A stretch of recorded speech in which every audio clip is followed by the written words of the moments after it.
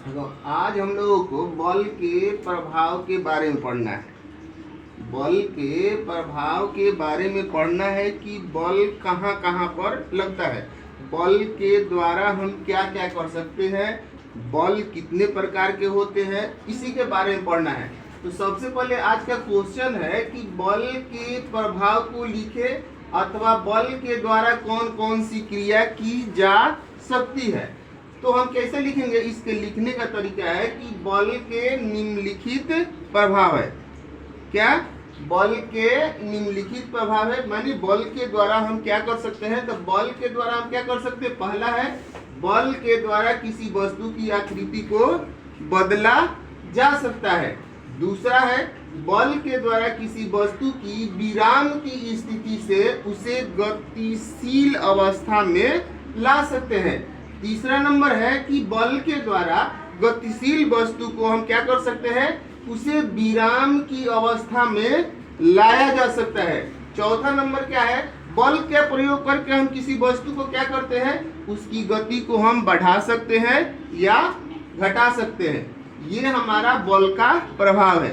दूसरा number question है कि बल मुख्यतः कितने प्रकार के होते हैं।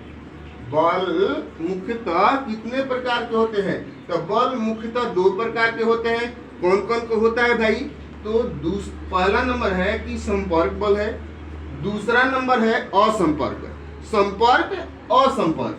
तो संपर्क बल भी क्या होता है ना कि संपर्क बल भी दो प्रकार के होते हैं। कौन कौन, एक पेशीय बल होता है, दूसरा क्या होता है, घर्षण बल होता है। पेशीय बल में क्या होता है कि इस प्रकार के बल में शरीर का कोई न कोई अंग किसी वस्तु के ऊपर काम करता है, यानी उसके ऊपर संपर्क में रहता है। अर्थात क्या होता है कि हम पेशीय बल किसको कहते हैं, शरीर के मांसपेशियों द्वारा लगने वाला बल पेशीय बल कहलाता है। इसका कैसे उदाहरण लेते हैं, जैसे हम क्या कहते हैं कि श्वसन प्रक्रिया, सांस लेते हैं छोड़ते हैं, वो क्या हो गया, पेशीय बल। रक्त परिसंचरण, शरीर में हमारा क्या होता है, रक्त चालू रहता है, परिसंचरित होता है, ऐसे बल क्या होता है, पेशीय बल के अंतर्गत आता है। चलते हैं, व्यायाम करते हैं, ये सब कौन सा बल है, पेशीय बल। इसके बाद में हम संपर्क बल में दूसरा आता है घर्षण बल। तो घर्षण बल क्या होता है कि घर्षण बल में क्या होता है कि दो वस्तु एक दूसरे के ऊपर काम करते हैं। जैसे इसका परिभाषा हम कैसे लिखेंगे कि जब कोई वस्तु किसी दूसरे वस्तु के संपर्क में गति करती है तो इसके सतहों पर एक प्रकार का बल लगता है। जब कोई वस्तु एक दूसरे के ऊपर काम करती है तो उन दोनों वस्तु के सतह के बीच में क्या होता है, एक बल कार्य होता है, जिसको हम क्या कहते हैं, घर्षण बल कहते हैं। जैसे मान लो कोई गाड़ी हो, साइकिल हो, रोड पर चलता है, तो रोड और पहिए के बीच में क्या होता है कि बल लगता है। वो बल क्या कहलाता है, घर्षण बल। जब हम चलते हैं तो चलने पर क्या होता है कि घर्षण लगता है, तभी चलते हैं। तो चलना भी हमारा क्या हो गया, एक घर्षण बल, व्यायाम, ठीक ना। इसके बाद में हम असंपर्क बल में हम जैसे में हम यहाँ बता चुके हैं कि हमारा पेशीय बल होता है, घर्षण बल होता है। यहाँ पर बताए हैं कि संपर्क बल, असंपर्क बल। संपर्क बल में क्या हम दो चीज पढ़े, पेशीय बल, घर्षण बल।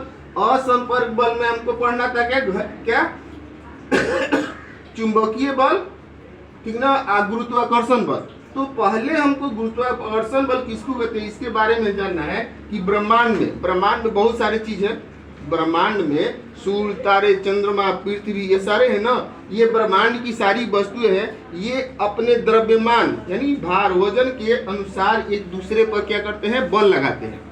तो गुरुत्वाकर्षण बल किसको कहते हैं, ब्रह्मांड के में सभी पिंड अपने द्रव्यमान के कारण एक दूसरे पर बल लगाते हैं, जिसे हम क्या कहते हैं, गुरुत्वाकर्षण बल कहते हैं।